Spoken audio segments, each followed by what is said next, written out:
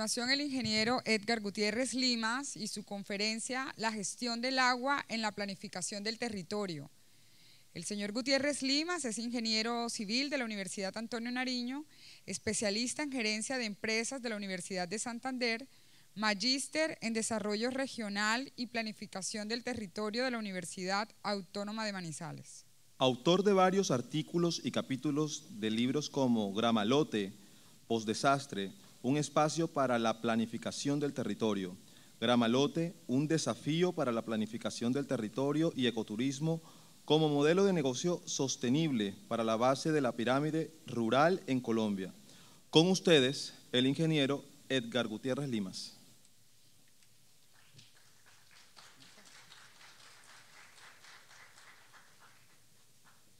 Muy buenas tardes. Gonzalo Arango es algo, yo siempre empiezo en estas charlas mencionando esta expresión o máxima de Gonzalo Arango, que dice: por supuesto, no tengo la fórmula para salvar a la humanidad, ni siquiera para salvarme yo, pero pienso que el mundo no es para dejarlo ser mundo de cualquier manera, sino para hacerlo nuestro mundo, a imagen de nuestros sueños, de nuestros deseos. Esta presentación que yo les traigo a ustedes mezclo o es algo de lo que he hecho en mi vida desde funcionario público, luego como consultor, asesor, contratista, en lo que he planteado a través de muchos años desde la institucionalidad, le digo desde la parte como funcionario público, en el hacer o en el interpretar ciertas normas para el hacer, pero no desde el hacer. Luego tuve el atrevimiento, gracias a algo que pasó, que no debió haber pasado porque pues prácticamente fue un desastre, y el rumbo lo tomé por otro lado. Renuncié a la parte pública y me dediqué a trabajar en la formulación de instrumentos de planificación y de gestión. Y he estado desde ese momento acompañado o abordando prácticamente la cátedra universitaria en los temas que tienen que ver con la implementación o aplicación de la legislación ambiental y también de la legislación minera en el territorio, pero con el construir del diseño, rediseño, transformación, construcción o reconstrucción de nuestros territorios. El caso que les hablo fue el caso de Gramalote. Cuando pasó lo de Gramalote, que todos o algunos de ustedes tienen su memoria de algo que sucedió en un municipio del departamento de Norte de Santander, es algo que quedó para la historia, pero que pretendemos de que sea arquitectura para el conocimiento y la transformación de los territorios partiendo de la gestión del riesgo de desastres. Por tanto, aquí traigo algo que es interesante desde la ingeniería social. Soy civil, pero después de años de dedicarme a los diseños y muchas cosas, me incliné por la parte de la planificación territorial y hemos tratado precisamente en estos temas, cuando uno tiene que ver con los territorios, no dejar de lado el insumo más importante o el aspecto más importante, que es la gente. Son las personas humanas, o lo que las personas o muchas personas o muchos decimos como seres humanos. Pero desde ahí empezamos a construir y a valorar la importancia de los cambios o transformación de los territorios desde el querer de esa gente o de nosotros mismos, para transformarlos o diseñarlos de acuerdo a lo que nosotros queremos, al querer de cada uno de nosotros, al querer producto de una participación incluyente, de una participación en el cual todos los actores territoriales son protagonistas de resaltar, de construir esa historia de cada territorio. El caso de Gramalote fue modelo incluso para Colombia en el tema de ordenamiento territorial partiendo de la gestión del riesgo de desastres, pero no podemos dejar de lado que en eso tiene mucho que ver un recurso que, así como es esencial para la vida, también pues obviamente tiene unos escenarios funestos y nos ocasionan desastres a menudo, como es el agua. Entonces traigo a ustedes una presentación que se llama La gestión del agua en la planificación del territorio. De ahí, y ahí mezclamos, vamos a ver de la ingeniería, la técnica, la cientificidad, pero no dejamos de lado los aspectos normativos que tienen que ver con la construcción de todos estos aspectos básicos y esenciales para el saber vivir, para el saber habitar, para poder estar en una parte o en unos sectores o lugares donde nosotros queremos estar, territorios donde se nos garantice la sostenibilidad precediendo la estabilidad. Es ahí donde quiero basarme en esta presentación.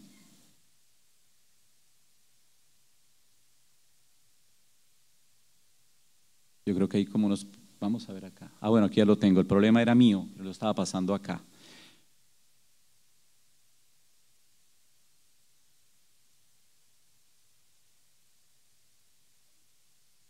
Bueno, creo que problemas técnicos acá, vamos a ver.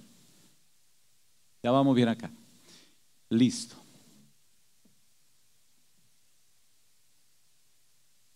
El domingo pasado estaba ya llevaba adelantada esta ponencia en el periódico, el único periódico que hay en el norte de Santander, el que se consigue en la ciudad de Cúcuta, es el diario La Opinión. Prácticamente hace mucho tiempo ya es el único diario que hay allá que se vende en la ciudad de Cúcuta. Aparecen estas imágenes y tienen que ver con el río Pamplonita. Podemos ver si esta ponencia se llama La gestión del agua en la planificación del territorio, podemos observar cuántos errores u horrores hemos nosotros cometido por falta de planificación. Aquí yo no puedo hablar y no me van a escuchar hablar de que yo vaya a mencionar mala planificación o buena planificación. Si se planifica es porque se quiere hacer lo que se quiere hacer y hacer las cosas bien. Por lo tanto, no existió planificación. Los que conocen la ciudad de Cúcuta pues saben y conocen lo del río Pamplonita, que atraviesa la ciudad de Cúcuta de sur a norte, afluye al río Zulia, con ríos que provienen de Venezuela, van al río Catatumbo y el río Catatumbo al lago de Maracaibo y el lago Maracaibo, Mar Caribe. O sea que hacemos parte de toda esta gran cuenca hidrográfica donde nosotros estamos en estos momentos ahorita. Pero entonces aquí vemos el río Pamplonita, vemos toda la trama urbana que tenemos nosotros acá, pero en estos momentos al río Pamplonita, porque se prevén épocas de lluvias en este sector, de acuerdo a lo que pues, determina el IDEAM, que es la entidad que habla de los pronósticos y las predicciones respecto al clima, están diciendo que de pronto nos van a llegar épocas de lluvias y por lo general, hace rato cambiaron por aquello de la variabilidad climática y el cambio climático. Entonces, la situación que están haciendo es optimizar la sección hidráulica del río Pamplonita.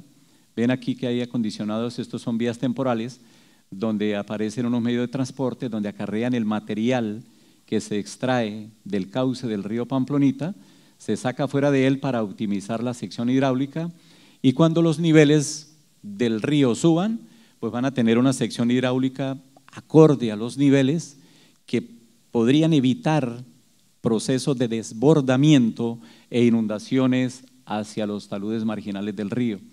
Ya en algunos años se han presentado muchas crisis y muchos problemas derivados del río. Yo digo que el río no es el que causa problemas, precisamente la mala planificación y las ciudades dejan de lado y se planifican a espalda de las fuentes de agua. Importante la presentación que me precedió, que da origen y precisamente hablar de agua, de río, y nosotros no los miramos dentro de procesos de planificación, sino que primero hacemos una trama urbana alejados de la importancia que tiene una fuente de agua y necesariamente de lo que puede ocasionar esa fuente de agua a esa trama urbana que estamos construyendo sin ninguna planificación. Y eso sucede que en muchas partes, en muchos territorios, en muchos municipios, pues los desastres se han ocasionado precisamente por esto. Entonces yo quería pues presentar esto. Aquí tenemos ejes estructurantes, son avenidas principales al lado del malecón.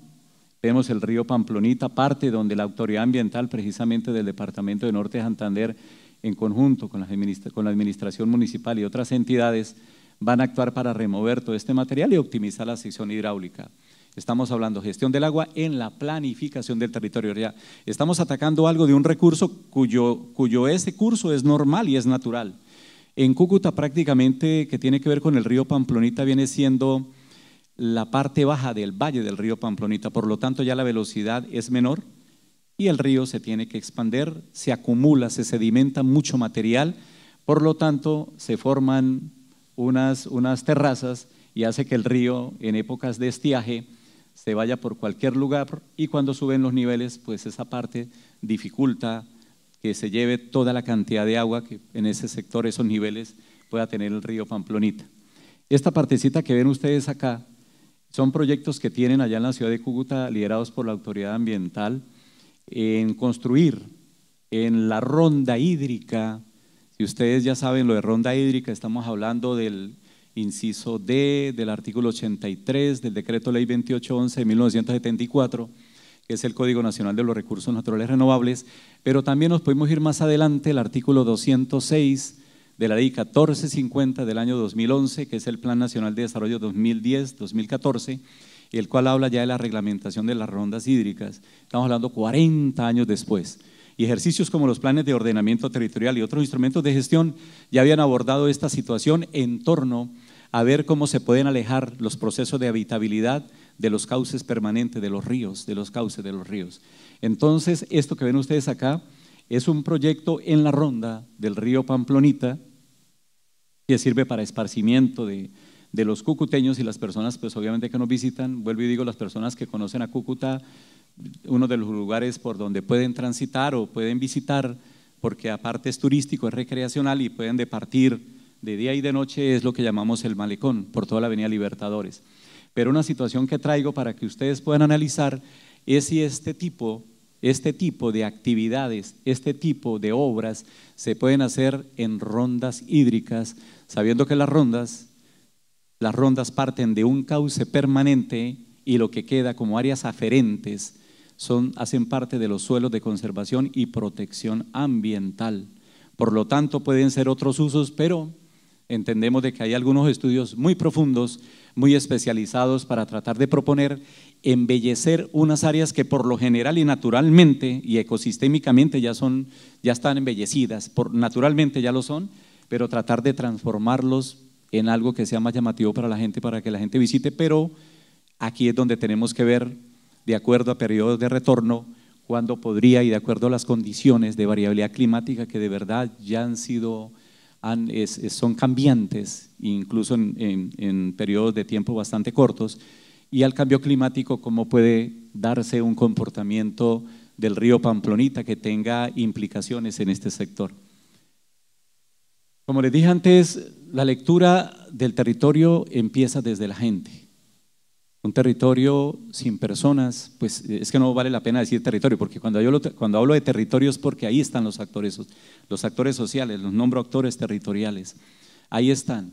Un espacio sin personas, pues obviamente es sencillamente un lugar, un espacio, pero con personas la transformación que se da ya pasa a ser un territorio, se construye desde las personas. No podemos empezar a hablar de la gestión del agua si no nos metemos con la parte primaria, la parte base de ese territorio y las implicaciones de acuerdo a sus situaciones que hacen que de una u otra manera las situaciones no son como las esperadas y los procesos que se realicen de manera participativa no conllevan, conjuntamente con los recursos que tiene el Estado para determinados territorios, para de verdad hacer lo que necesariamente debe ser y debe construirse.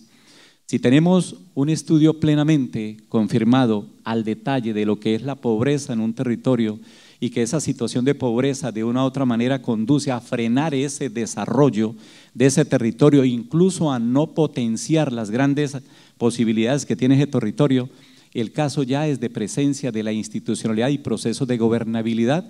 Incluso voy más allá a procesos de no aplicación de gobernanza en los territorios.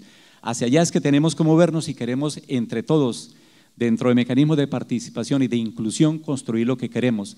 Pero no se puede hacer si los recursos del Estado, el presupuesto, la renta que tenemos, no define con prioridad de lo que verdaderamente se requiere en los territorios, y a la vez que los que tienen que tomar decisiones en la gestión pública pueden hacer la gestión no solamente adentro en nuestro país sino afuera, para lograr llegar a desarrollar lo que la gente que habita ese territorio quiere.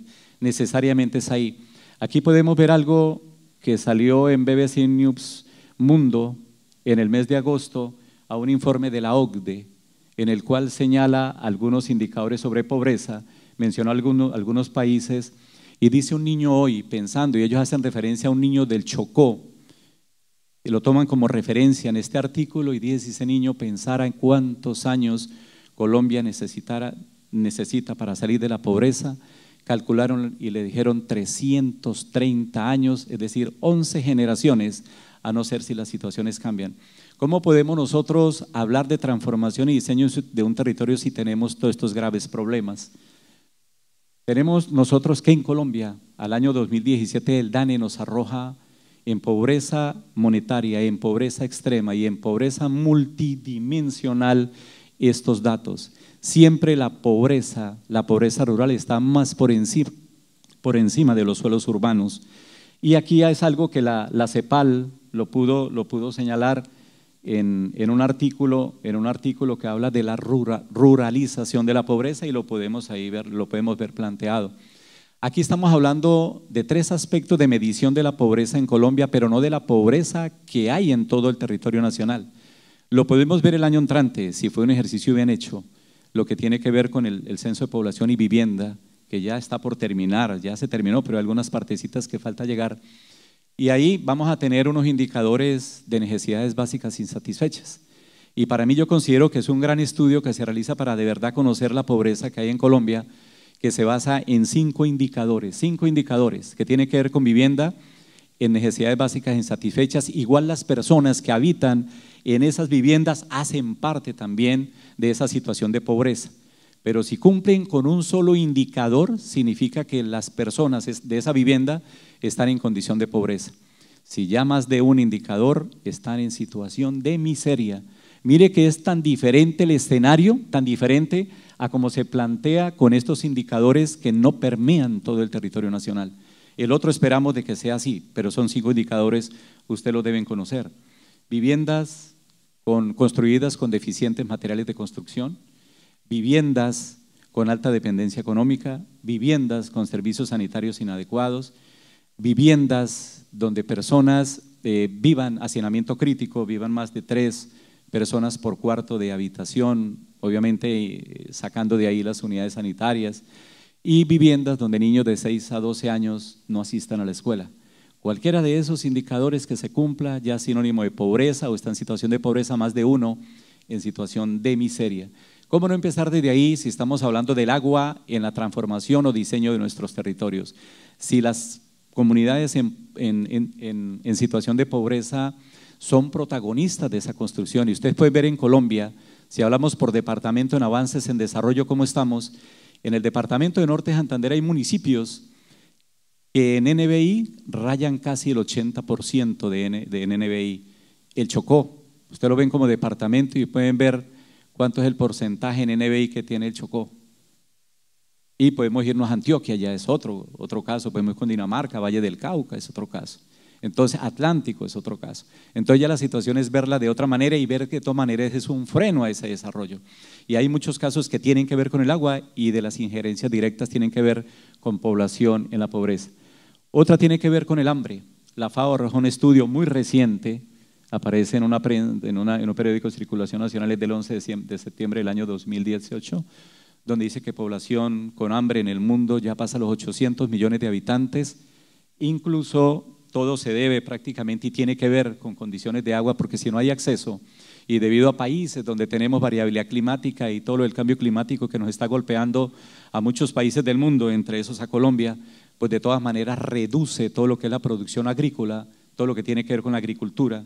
Y de una u otra manera, Colombia no podemos desligar que Colombia, nuestro país es una población rural, podemos ver la extensión que tiene Colombia, podemos sacar las áreas urbanas y podemos ver la extensión que tenemos en áreas rurales y podemos decidir, ¿y por qué la pobreza en Colombia? ¿Qué es lo que está pasando con Colombia? Entonces, aquí se refleja en esta infografía cómo estamos nosotros a nivel de hambruna, en el mundo, y vemos cómo ha crecido, bajó en el año 2005, bueno, en el año 2005 tenemos una cantidad de personas, 945 millones, para no mirar aquí en los papeles que tengo acá, vemos que decrece, pero por aquí va empezando a subir y tenemos nosotros cómo ha subido. Incluso la información dice 2016-2017 se incrementó en esos 2 años 17 millones de personas hambrientos. Es una situación para mirar y ligar porque eso va muy amarrado y articulado a la pobreza. Vemos las cifras que tienen que ver con África, con Asia, con América Latina y el Caribe, y vemos lo que nos corresponde a nosotros aquí con América Latina y el Caribe, casi 40 millones de personas actualmente con hambre. Y no podemos desligar del aspecto que estamos hablando de la pobreza. ¿Qué estamos haciendo con nuestros territorios? El agua, ¿qué pasa con el agua? Hay muchas cosas para ver. En el departamento norte de Santander y acá y en municipios del departamento, y yo creo que en todo Colombia, y eso es verdad y eso está sucediendo, lugares que tenían agua y en este momento ya no hay agua. Los drenajes son secos, únicamente baja agua cuando llueve y antes había agua. Cuando uno va y se reúne con los campesinos cuidando y dicen qué es lo que está pasando, ya no tenemos agua. Los suelos urbanos ya carecen de las aguas. Cuando se creó el decreto, salió el decreto 1729 en el año 2002, que ahorita está compilado en el decreto 1076 del año 2005 del sector de ambiente y desarrollo sostenible, que tiene que ver con la formulación de los planes de ordenamiento y manejo de cuencas hidrográficas, de manejo de ordenamiento de cuencas hidrográficas. Se hizo un ejercicio a nivel nacional, yo participé en ese ejercicio en la Universidad Javeriana, y de esos ejercicios para empezar a implementar todo este proceso en Colombia, lo de ordenación y manejo de las cuencas, sabíamos y lo he sabido siempre que para poder planificar un territorio debemos partir del agua. Yo, como ingeniero civil, aparte pues que manejamos todos los aspectos de hidrología e hidráulica, pero partimos básicamente de que el agua, desde ahí, desde ese recurso se deben planificar los territorios. Y de ahí decíamos nosotros desde el año 2002 que en 20 años aproximadamente 350 municipios de Colombia podrían carecer de las aguas necesarias para abastecer los suelos urbanos que tenemos hoy. Grave está la situación hoy. ¿Y para dónde vamos? Desde el conocimiento, lo decía el profesor que me precedió, son situaciones para tomar desde la academia, desde el conocimiento de todos ustedes, amigos, para multiplicar y hacer realidad y materializar esos conocimientos en el territorio y ojalá bajo decisiones, como tomadores de decisiones, para ver cómo cambiamos esta ruta, para ver qué camino, porque estamos hablando de la vida. Y de aquí en adelante, incluso los objetivos de desarrollo sostenible, cuando hablamos del objetivo número 6, que ya lo voy a mencionar muy rápido, para llegar a un ejercicio de cómo puede ser un modelo de planificación en un territorio partiendo del agua y partiendo desde hace mucho rato como se han desarrollando esos modelos. Le voy a presentar un borrador. Vemos que se vienen trabajando y luego los objetivos de desarrollo sostenible formulados en el año 2015 lo tienen ahí presente. Incluso ellos hablan que a 2050 se va a reducir el consumo de agua en el mundo, pero la verdad es que desde hace rato ya viene pasando. Yo creo que esa cifra ya la pasó. Pero son situaciones para ver y pueden ver aquí en la infografía las situaciones que tenemos que ver con el hambre, la pobreza y el hambre. Hay situaciones en el territorio que de verdad nos invitan a pensar en este territorio. Hay situaciones que nos invitan a transformar el territorio. Hay situaciones que nos permiten ver las realidades del territorio, pero nosotros las vemos, pero no actuamos. Y los que de verdad tienen el manejo carecen de ese conocimiento para hacerlo. Aquí hay una situación que desde la academia tenemos que formar, que tenemos que transformar, tenemos que construir ese conocimiento para poderlo plantear, para poderlo hacerlo realidad. Y las situaciones tienen que ver mucho con estas situaciones que lo vemos a menudo. Y ustedes lo han visto aquí en Barranquilla también, en la ciudad de Barranquilla con los famosos arroyos urbanos. Pero en muchas situaciones en el sector rural, no nos vamos a lo rural, sino también a lo urbano. Es ver en muchos territorios urbanos lo que está sucediendo, lo que pasa. Mire que estamos viendo ahí situaciones, amenazas altas en torno al agua que ocasionan inundaciones, procesos de desbordamiento. Fíjense que ya hay una norma en Colombia, partiendo del fenómeno de La Niña del año 2010-2011, que fue cuando colapsó el suelo urbano del municipio de Gramalote y otros sectores del territorio nacional, sale a la luz la ley 1523 del año 2012, que crea el Sistema Nacional de Gestión del Riesgo de Desastres y establece la Política Nacional de Gestión del Riesgo de Desastres. Y se empieza a hablar de los procesos de la gestión del riesgo, se empieza a hablar del conocimiento del riesgo, se empieza a hablar de la reducción del riesgo y del manejo del desastre. Pero también aparecen unos instrumentos que se deben formular con base a esta norma, que es el Plan Municipal para la Gestión del Riesgo de Desastres y lo que tiene que ver también, obviamente, el Plan Departamental y el Plan Nacional y la Estrategia Municipal de Respuesta a Emergencias. Hace poquito, hace 2 años, salió una reglamentación del artículo 42 de esta ley que tiene que ver con la formulación de los planes de gestión del riesgo para las empresas de servicios públicos, tanto de entidades valga la redundancia, que lo manejan o los operadores son públicos o privados. Ahí está, muchos municipios de Colombia y suelos urbanos no han empezado con ese ejercicio, a no ser que la Superintendencia de Servicios Públicos esté ahí, los organismos de control están ahí exigiendo de que verdad se cumpla. Pero ustedes pueden ver, pueden hacer un barrido incluso por el departamento del Atlántico y van a encontrar de que municipios u operadores privados incluso no han llevado a cabo lo del artículo 42 de la ley 1523 del año 2002. Y también de aquí se derivan unas situaciones que tienen que ver con estos casos acá, con todos estos problemas que estamos viendo nosotros acá, del decreto 1807 del año 2014, que es la incorporación de la gestión del riesgo en los planes de ordenamiento territorial, que ahorita está incorporado en el decreto 1077 del 2015, que tiene que ver con el sector de vivienda, ciudad y territorio. Entonces son situaciones para ver. Nomás estas dos imágenes contrastan y son reales. Eso está pasando en Colombia y en muchos lugares del mundo. Y aquí hay algo que dicen: ¿pueden sobrevivir los seres humanos en el siglo XXI?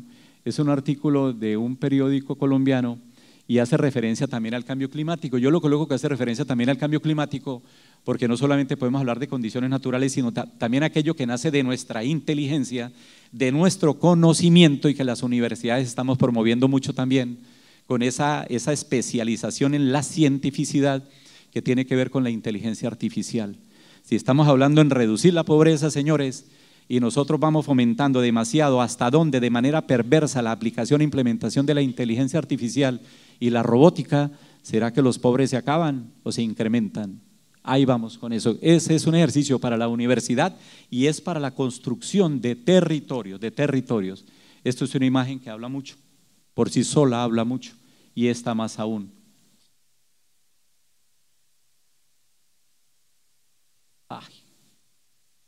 Bueno, tenemos otra situación que se enmarca en realidades en un territorio y no la podemos dejar de lado, como es la industria extractiva. La minería, la exploración, explotación de petróleo. Hay sentencias, ahorita hay ahí un bache raro en estos momentos porque ya hay una ponencia, si mal no estoy así me disculpan, saben que no soy abogado, en la Corte Constitucional precisamente para tocar el tema de las consultas populares respecto a lo que tiene que ver con la exploración y explotación de hidrocarburos y a lo que a la minería se refiere. Somos conscientes de que esto le representa a Colombia. Bueno, a Colombia. Sabemos lo que representa al PIB en Colombia este sector económico. Sabemos, pero también sabemos lo que representa en un territorio, que lo que hablamos antes, precedentemente, ¿qué puede causar? Mucha gente habla que eso trae desarrollo. El crecimiento económico no es desarrollo. El desarrollo es otra cosa. Si hablamos de desarrollo a escala humana o como lo define Celso Furtado, o Sergio Boasier, hay muchos otros criterios para definir qué es desarrollo, pero sí podemos llegar partiendo de eso que nace desde procesos de educación, desde ahí nace el desarrollo para lograr transformaciones, y sí podemos hablar de crecimiento económico, incluso bienestar y progreso. ¿Y dónde podemos buscarlo? No sé. Hay casos que en Colombia cuando hablan de felicidad, yo digo, pero felicidad, madre, pues yo no sé a dónde van a ir a esos territorios a ver si la gente es feliz. En mi andar como funcionario público, incluso más aún como contratista y consultor, he conocido de verdad realidades de un territorio desde mi mirada, no desde la otra que me imponían qué era lo que había y qué era lo que tenían que hacer y qué era lo que tenían que exigir, que es diferente, es desde mi mirada como simple ciudadano, como simple profesional, estar ahí para poder decir qué es lo que está pasando acá. Por eso hace ratico les hablé de los mecanismos de gestión pública, ¿qué hay que hacer ahí? Y aquello donde se materializan en mecanismos o en instrumentos de gestión pública, las políticas públicas, y se tienen que materializar, pero podemos nosotros ver en los planes de desarrollo de los que tenemos ahorita y podemos ver los que preceden y luego el otro periodo anterior al que precede, verá que casi las mismas necesidades, casi son igualitas y los mismos recursos están ahí para solucionar los mismos problemas. Hace 10 o 15 años y aparecen los recursos igualitos ahí. O sea, ¿qué estamos atacando? ¿Qué estamos haciendo? El caso ahorita de las consultas populares es algo que nos debe a todos tomar una decisión en este momento, porque si pasan de acuerdo a los tres aspectos que quieren colocar o las tres ponencias, la situación podemos reversar al año 2014 con la sentencia 123. De todas maneras hay tres situaciones que se están ventilando. mecanismos de participación que pueden llevar a tomar una decisión que, si no hay acuerdo, pues puede llevar a que en última instancia sea una consulta popular la que decida. Pero la otra, devolvernos a la 123 del 2014, y la otra ver de que en primera instancia dicen que no se puede reversar algo de una iniciativa que parte del subsuelo que es propiedad de la nación. Entonces, si volvemos a la 123, significa que ¿dónde va a quedar la sentencia 273 del año 2016 que deroga el artículo 37 de la ley 685 de 2001, que es el Código Minero Nacional? ¿Dónde va a quedar? Se salvará, y se va a salvar la 035 del 2016, porque es la que tiene que ver con prohibir la minería en los páramos, y se salva ahorita porque ahorita hace poquito, en agosto, terminando agosto, ya salió a la luz la ley de páramo, que es la ley 1930. Entonces, por lo tanto, ahí dice clarito: proteger los ecosistemas paramunos. Ya están delimitados los 37 que existen en Colombia. Los objetivos de desarrollo sostenible ahí van, todos van de la manita, todos van articuladitos. Mire que empieza a hablar de la pobreza, del hambre, y empezamos. En todos los objetivos el agua está ahí, y nosotros aquí donde estamos somos agua. O sea, por lo tanto, no podemos desligar desde un aspecto de la vida lo que tiene que ver la planificación en torno al agua. ¿Cómo la queremos? Mucha gente habla, cuando habla de planificación en torno al agua, de la cantidad y calidad. Yo hablo de la oferta y de la disponibilidad. Uno no puede hablar de cantidad o calidad como si la pudiéramos medir en un vaso de agua. La tenemos ahí, agua como sea, limpia, contaminada. La disponibilidad es aquella que es la que encontramos, que las podemos acceder para beneficio de nosotros y todos los requerimientos de desarrollo que dependen de nosotros, para hacer florecer ese territorio, para llevar a cabo toda una cantidad de actividades económicas. Es ahí donde tenemos que dar la importancia. Entonces, aquí me voy a los objetivos. Ustedes, bueno, ahí hay muchos, hay varios aquí, pues saqué algunos, pero pueden ver los grandes problemas que existen a nivel mundial en torno a ese objetivo 6. Son los problemas, es el diagnóstico que hacen las Naciones Unidas en torno a ese objetivo 6. No están todos los problemas identificados, y aquí colocan prácticamente las metas que se tienen que cumplir al año 2030. Y pueden ver algunos, entre todos demasiado importantes. Y pueden ver aquí que dice: de aquí a 2030 proteger y restablecer los ecosistemas relacionados con el agua, incluidos los bosques, las montañas, los humedales, los ríos, los acuíferos y los lagos. Entre todo eso, yo creo que ese debía haber aparecido de primero, porque si con eso se sustenta el agua en los territorios, yo creo que de ahí empezamos a hablar de descontaminar, de tener agua para lo que hace falta, requerimientos primarios, para todo lo que haya necesidad, parte de ahí, parte de ahí. Y tenemos aquí, ya centrándonos en Colombia, creo que es el numeral 4, en el artículo 1 de la ley 99 de 1993 de los fundamentos de la política ambiental colombiana, donde habla de las zonas de páramos, subpáramos, áreas de recarga, de acuíferos, serán objeto de protección especial. Y algo que es hermoso, los páramos. Y yo lo digo porque, como profesor de la Universidad Simón Bolívar en Cúcuta, yo saco los estudiantes a visitas de campo. Y ahorita en el mes de noviembre vamos a páramos, y todos los semestres vamos a páramos. Y la situación es ver, para que vean las realidades territoriales y cómo están los páramos en Colombia. Allá el primer páramo delimitado en Colombia en el año 2014, en diciembre, fue el páramo Santurbán, Berlín, jurisdicciones. De pronto ustedes lo tienen ahí en la mente, porque por ahí hablan del páramo Santurbán con algo que tiene que ver con minería, por allá, de una multinacional árabe que se va por los laditos, por ahí cerquita, Santurbán, y tiene que ver con Santander, también norte de Santander. Entonces por ahí de pronto ustedes los tienen relacionados por ahí, pero visitamos muchas zonas que tienen que ver con este páramo.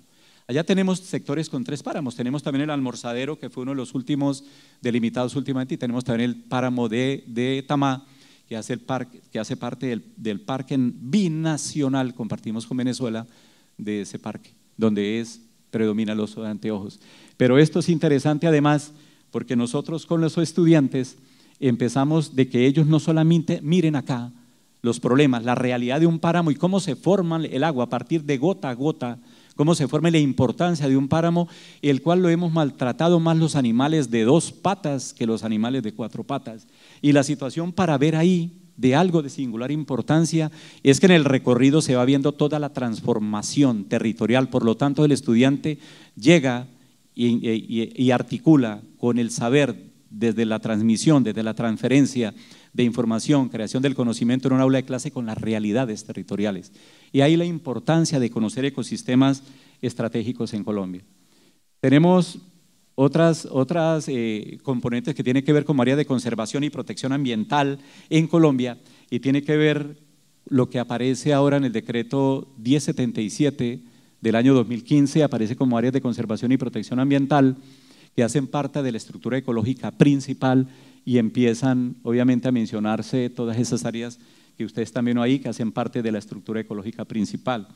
Y en la ley 388 de 1997, porque cómo plasmamos nosotros lo que queremos en un territorio, si lo vamos a planificar, si lo vamos a ordenar, tiene que ser aquello que demanda la llamada Ley de Desarrollo Territorial, la ley 388 del 97, y precisamente coloca dentro de uno de los aspectos como acciones urbanísticas lo que tiene que ver con la caracterización de los ecosistemas, de lo que tiene que ver con ese componente ambiental, y también como un determinante en el artículo 10 de esta ley, cómo se establece de mayor jerarquía como determinante en los planes de ordenamiento territorial. O sea, hay una información bastante amplia y hacen parte de los celos de protección. Es aquí donde podemos ver nosotros en un ejercicio en borrador cómo podría ser en torno al agua la planificación de un territorio. Aquí en este mapita de un municipio del departamento norte de Santander podemos ver las áreas de conservación y protección ambiental. Y fíjense lo que decía una meta 2030 de los objetivos de desarrollo sostenible, pero eso se viene haciendo desde hace rato. El caso es cómo se aplica. ¿Puede ser solamente un escenario ideal? Puede ser ideal solamente. O sea, ¿cómo logramos llegar allá? ¿Cómo podemos llegar allá? Hay que transformar muchas cosas, hay que hacer mucha gestión, hay que pasar ya de la planificación a la gestión. Tenemos muchos instrumentos en Colombia que son de planificación, ahí están, no pasa nada, pero si llega la gestión es otro cuento. Vamos a gestionar, pero cuando nosotros nos metemos en los planes de desarrollo municipal, que son ya instrumentos de gestión, nosotros ya vemos que los recursos son incipientes. Si hablamos nosotros de recursos para la gestión del riesgo, ustedes se pueden encontrar con recursos públicos para municipios categorizados en cesta que pueden tener 10, 15, 20 millones de pesos. Y la misma ley dice que en gestión del riesgo es el Estado priorizará los proyectos que se deban realizar en Colombia para poder atacarlos. Pues no va a mirar muchos territorios, la verdad no los va a mirar, no los va a ver, no los va, a pesar de que están ahí, no los va a ver, no los va a atacar. Pues la gente sigue ahí con la situación normal, se tienen que desplazar, buscar otros lugares donde vivir, pérdida de tierras, muchas cositas. Pero hoy vemos algo especial. Lo azul en este mapa de áreas de conservación y protección ambiental, lo azul significa zonas de páramo, zonas paramunas, y ahí están espacializados. Deben aplicar las políticas sobre la ley de páramos. ¿Qué vamos a hacer con eso? Aparece en lo verde las áreas de reserva forestal protectora. Aparecen los azules claritos las áreas de reserva de recursos hídricos, aplicando como áreas estratégicas lo dispuesto en el artículo 111 de la ley 99 de 1993. Tenemos fuentes de agua, las pueden ver aquí, todas estas fuentes de agua que tienen verdecito, verdecito, verdecito por acá, pero en el área de nacimiento aparece un círculo, una colombina, aparece en una colombina y es dejando lo que aparece, lo que establece la ley, que hasta 30 metros de ancho, pero lo que establece ahora prácticamente la norma es que con base en 3 criterios se debe definir la ronda hídrica: criterio ecosistémico, geomorfológico e hidrológico. O sea, pueden dar más de 30 metros, y ya a diciembre del año pasado con el decreto 2245 el Ministerio de Ambiente y Desarrollo Sostenible ya formuló prácticamente los criterios para que las corporaciones autónomas regionales y de desarrollo sostenible empezaran a trabajar en la ronda. O sea, pueden dar incluso áreas mucho más amplias, más grandes. O sea, la situación sobre el agua, hay tela de dónde cortar, hay muchísimo tema, y la situación es algo que todos debemos, desde el conocimiento de la norma, ese marco normativo es el que nos permite a nosotros direccionar al querer de los territorios en la aplicación de esa ingeniería social y de muchos aspectos ingenieriles para poder hacer realidad nuestros territorios. Por eso la articulación clara, concisa desde el derecho y otras profesiones. Muchas gracias.